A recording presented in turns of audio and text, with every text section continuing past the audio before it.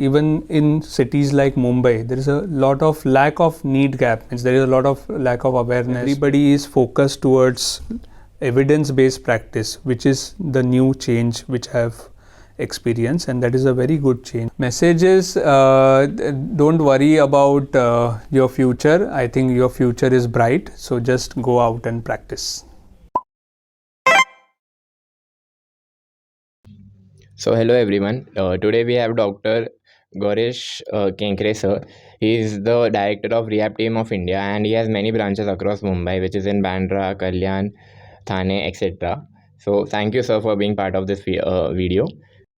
First question to you is, what is Rehab team of India?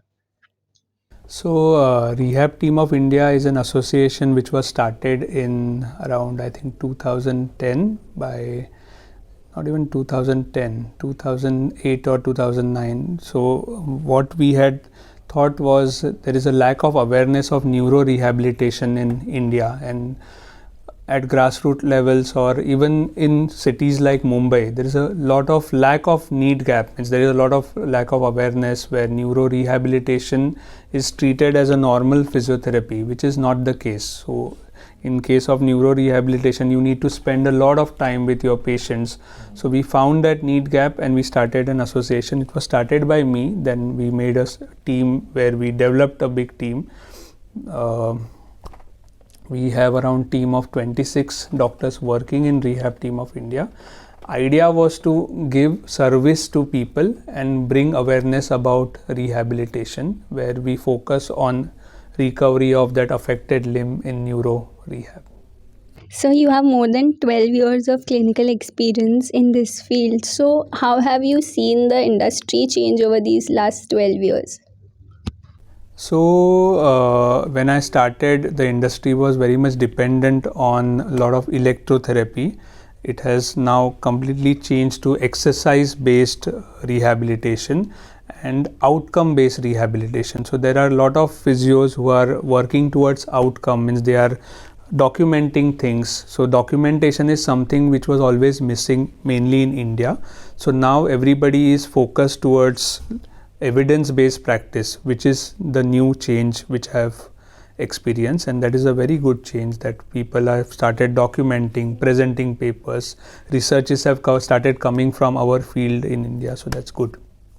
And sir, you have been working in Bridge Candy Hospital for more than 8 years, and now you have your own clinic. So what do you think, which one is better, working in a hospital or having your own clinic? So both things are important at every stage. Means like when you start your practice, you need that experience and exposure, because when I entered Breach Candy, that time I didn't have that confidence to kind of start my own practice. But in Breach Candy, when I started communicating with my seniors there, when I started treating patients, when I started communicating with those patients, so you know the crowd which comes to Breach Candy, then you have to handle that crowd, not just with physiotherapy related stuff, but you have to handle their other things also. So communication plays a very important role. So that exposure to Breach Candy Hospital helped me build my other skills other than physiotherapy related skills. And that is what I feel. Every professional initially needs some exposure with a senior therapist or some good corporate hospital which can help them build up their skills, as well as it's not the physiotherapy skills that will build up with experience, but other skills, how to talk to the patient, how to make them comfortable, how to spend time with the patient. All those things are important. And later, after gaining some experience, when I started coming into my own practice, what happens is when you have your own practice, then you start developing your own name or your own brand. In the hospitals, what happens is the hospital name which is coming up. So every stage is important. When you start, you may have to practice in hospitals, but someday you should come out and start your own. Sir, how to build such a brand? Like you mentioned, you started in 2010, and now actually it is a big thing. But how to build a brand? So, how to build a brand is, so if you ask me about our profession, what I think is ours is a very noble profession, so we should mainly think about service. So when I treat my patients, I don't think about that patient coming back to me. I think about that patient getting cured and going back home as soon as possible. So that is why what I have always thought in my practice, and that has helped me to build up my practice. So these patients go out, they talk about you, they say कि ये doctor ने मुझे इतना जल्दी ठीक किया, and then the other patients come through their reference. So in branding, in my clinic, I have never done any specific branding. It has always through word of mouth coming from other patients, and again relation with the doctors. So our field is also a referral field. We have a lot of referral practice. So you need to have that rapport with doctors when you are treating their patients. You need to update them, you need to talk to them. So that rapport with the doctors is important. Sir, compared to the other specialities, neuro is one specialty where we don't have to treat only the physical symptoms of the patient. There is a lot of emotional aspect involved as well, because after a stroke, a patient is coming to you, he has a lot of emotional imbalance also. So how do you give a patient hope, and how do you motivate them, and how do you keep yourself motivated in the treatment of the patient? Right. So it's very important for these patients to know that they are improving. So every stage documentation is important. So what happens in stroke patients, there is no gross improvement. The improvement change is very small. So that's why our outcome measures are important. So we score them on a scale, like out of 50, today they scored 5 points. After 15 days, if they are scoring 7 points or even 8 points, that is a change which is noticeable, and that we talk to the patient ki abhi aap yahan the, now you are here. So that's very important for neuro patients, that you need to talk to them about these small objective scales which will help them to be motivated. You talk to their caregivers, you try and gain independence for them. That's also very important. They are always dependent on somebody. So gaining early independence is important. So other important thing what we do is, as soon as possible, even if the strength doesn't permit, we try and make them walk. So walking is something which builds up maximum confidence. So we use splints, we use our hands, but the first step is walking. And that in my practice has helped me to kind of give that confidence to these patients. And for me, if you ask, every patient getting better is my motivation. So for our field, in fact, it's one of the most satisfying field for any profession. I think get a person getting better. And you must have seen there are so many young patients. So if you can kind of change their life in even a small manner, it's always good. So that is satisfying. This is actually a good mindset to go with, because some people are making it as a business, but treating the patient, wanting the best for him is actually a good mindset. Thank you. So actually there was an experience where one patient had come to my clinic. He was a back pain patient, and he mentioned that when I come to your clinic, I feel very depressed that there are so many paralytic patients walking around. My pain is back pain, but I see them and I feel depressed. So my answer for him was, you feel depressed, but I feel motivated because I feel good when these patients stand and walk and then they go home. So that's important.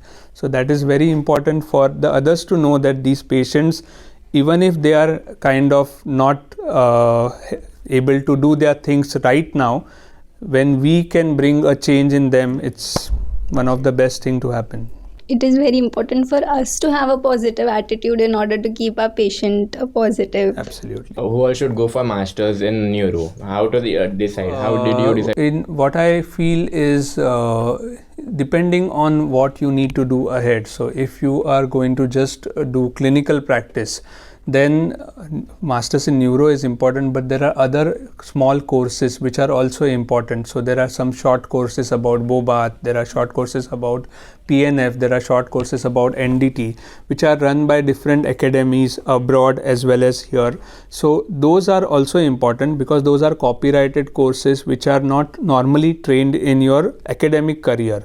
So depending on what you want to do ahead, if you want to go into academics, then definitely immediately after your BPT masters is important. But if you want to practice as a clinician, so then my view is doing these short courses are important. And where are you going to do your masters? Like you are going to be based in Mumbai, and if you go to Pune or somewhere else to do your masters, you lose those 2 years of practice here and developing your rapport with the doctors here. So again, your decision about doing masters, why you need to do masters is important, and again when you want to do it. So ideally, if you want to do it immediately after your bachelor, so that you don't have that gap into your practice later. Can you emphasize more on which are the other courses someone can do apart from BOBAT NDT? Neuro in Yeah, neuro. in neuro. So BOBAT, NDT, there is PNF, there are now CIMT courses, constraint induced movement therapy. There are aquatic courses coming in. So there are a lot of courses, but what I feel is you should not try and put your hands everywhere. Do one thing, but kind of master that thing completely. So there are a lot of people doing everything. So you can do everything, that's definite, but at least one thing you have to master, which is very important. I follow more of BOBAT approach. So I have done courses in motor relearning, NDT, but my practice is more about BOBAT approach.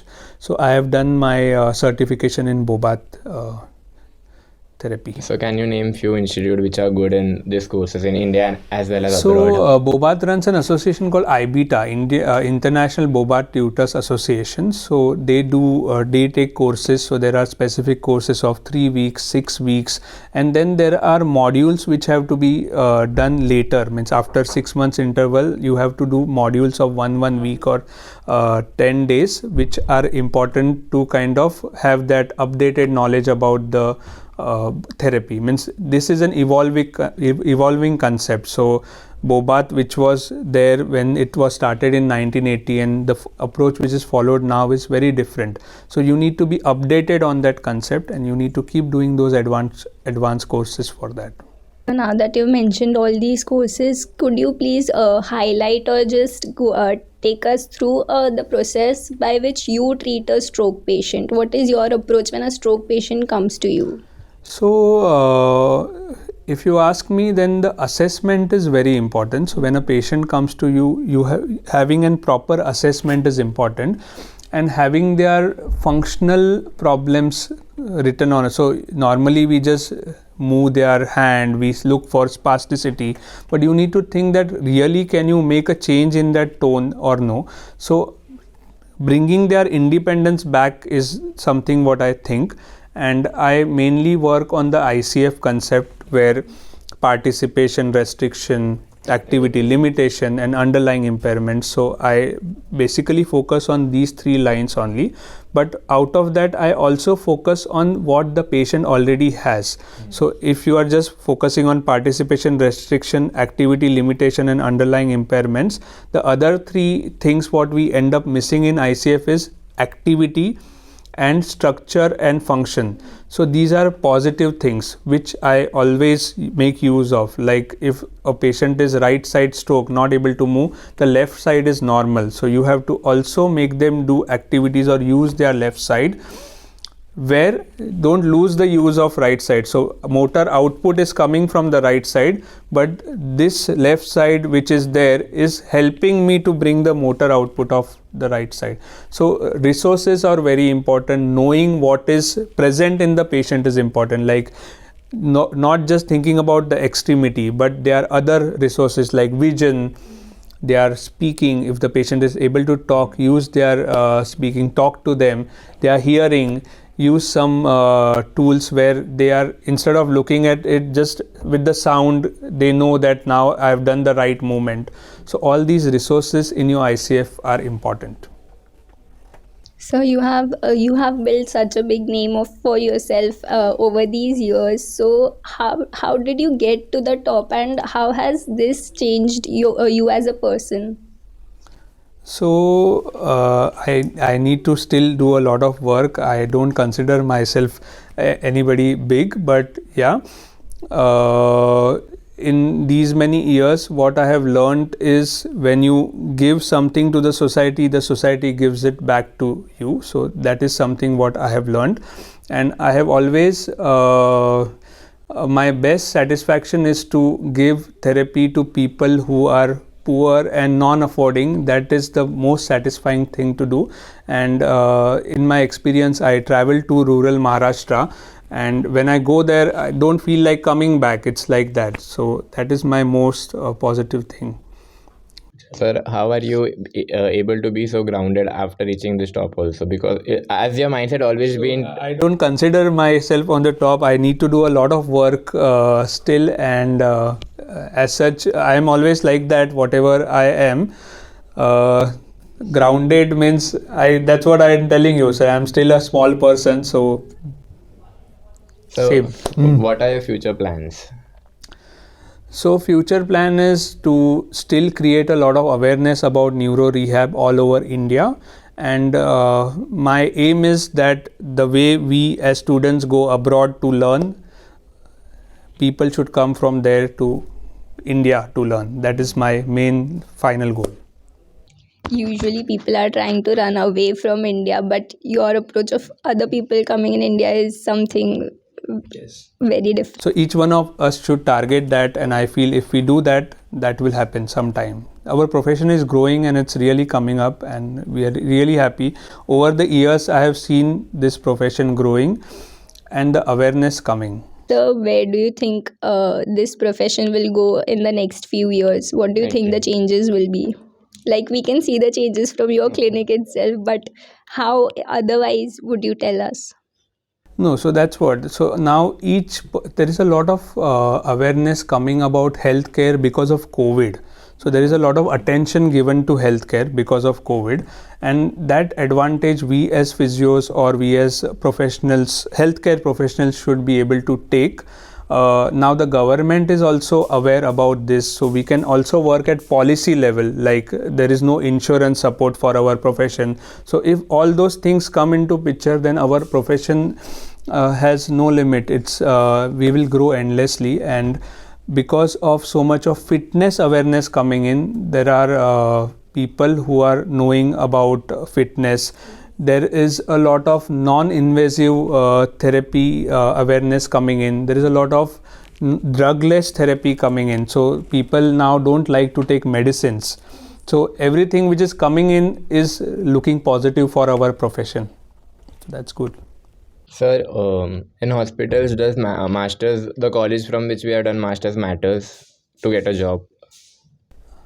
I don't think once you are out, the work what you do matters. You are basically on the first time when you are going for interview, that is the only time they ask you about the college. But once you enter the profession, I don't think any comparison is done. But yeah, nobody compares the colleges. Your degree is seen. So I don't think anybody specifically looks for any colleges, but exposure wise, definitely there are some government colleges where the exposure is good, so your skills are more kind of during your master's program, you end up building up your skills or sharpening your skills in these government or BMC colleges.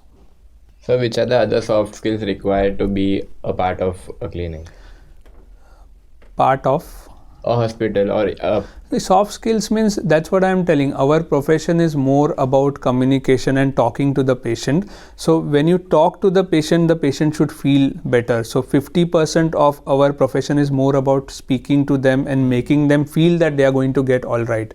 So I feel communication, how do you communicate with the patient and how do you connect with that patient emotionally, is very important.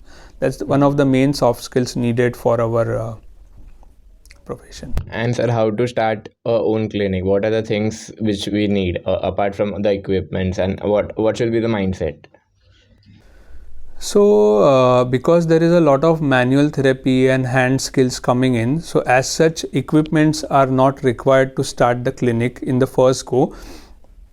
So I don't advise people to invest in equipment from the first go. You should start your practice, and depending on how your practice is coming in, you buy one equipment at a time. So that is how you should plan.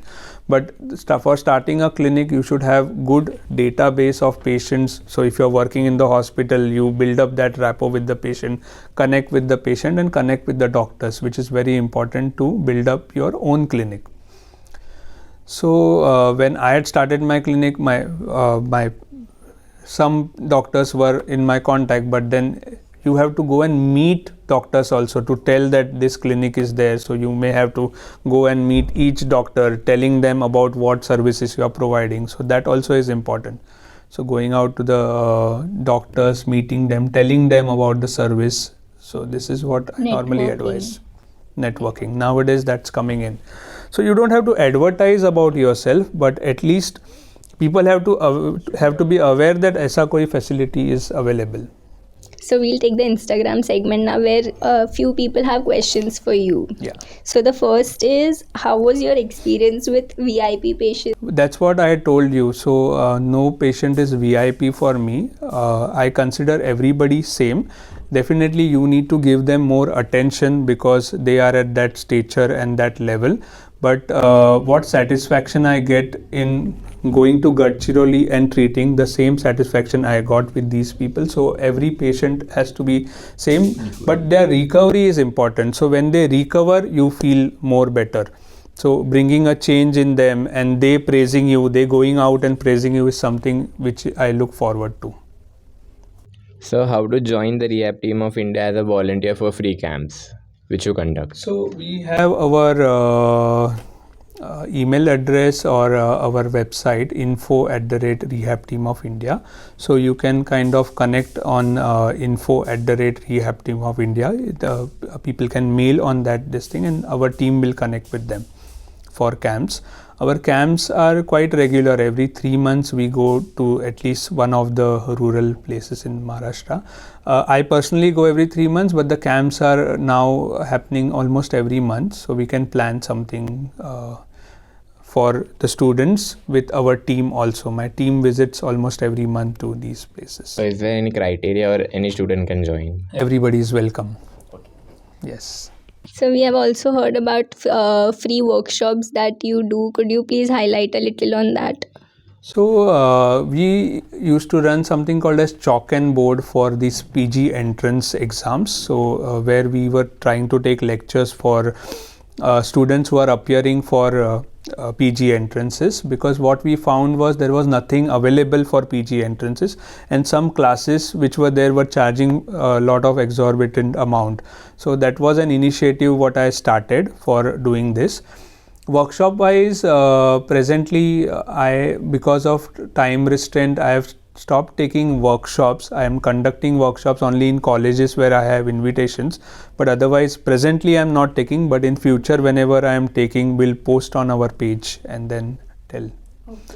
But if anybody is willing to learn, they are kind of welcome to have and come to do observership with us, maybe for a week or so. Then we can run them through what protocols we follow. So they can connect with us on our email. Yeah. Sir, this question should have come in the beginning, but why did you choose neuro as a specialty? What made you choose neuro?